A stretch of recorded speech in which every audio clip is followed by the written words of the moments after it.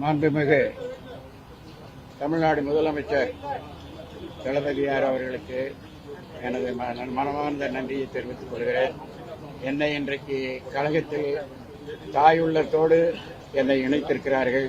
அதற்கு நான் முதலில் நன்றியை தெரிவித்துக் கொள்கிறேன். நான் அண்ணா திராவிட முன்னேற்ற கழகத்தில் 2006ஆம் ஆண்டு சிங்காநல்லூர் தொகுதியில போட்டியிட்டு வெற்றி பெற்றேன். அதே மாதிரி 2011ஆம் ஆண்டு ஜெயலலிதா அம்மா அவர்கள் எனக்கு மீண்டும் வாய்ப்பு கொடுத்து இரண்டாவது முறையாக 35,000 வாக்குகள் வித்தியாசத்தில் சிங்காநல்லூர் தொகுதியிலே நான் வெற்றி பெற்றிருக்கிறேன்.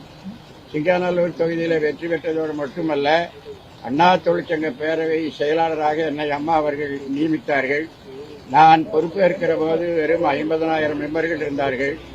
4 ஆண்டில் 11 லட்சம் உறுப்பினர்களை சேர்த்து அதிமுகவுக்கு வலு சேர்த்தேன். ஆனால் அம்மா அவர்கள் மறைவுக்கு பிறகு இன்றைக்கு இருக்கிற தலைமை எடப்பாடி பழனிசாமியுடைய தலைமை உழைப்பவர்களுக்கு அங்கே வேலை இல்லை. அவர்களுக்கு யாரெல்லாம் அதாவது கம்யூனலாகவும் அவர்களுக்கு யாரெல்லாம் சாதகமாக இருக்கிறார்களோ அவர்களைத்தான் வைத்துக் கொண்டு நடத்தி கொண்டிருக்கிறார்கள்.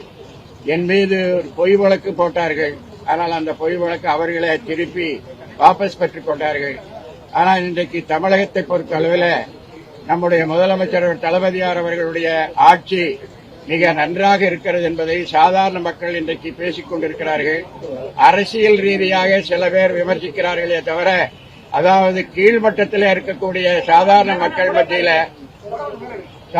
மக்கள் மத்தியில அண்ணா திராவிட முன்னேற்ற கழகத்தினுடைய ஆட்சிக்கு தளபதியார் அவர்களுக்கும் எந்தவிதமான பாதிப்பும் வராது.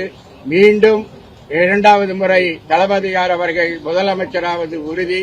அவருடைய முதலமைச்சராவதற்கு எங்களுடைய தளபதியினுடைய துணையோடு முதலமைச்சராவதற்கு என்னால் முடிந்த அளவு உழைப்பேன். வெற்றி பெற செய்வதற்கு நான் பாடுபடுவேன் என்பதை தெரிவித்துக் கொள்கிறேன்.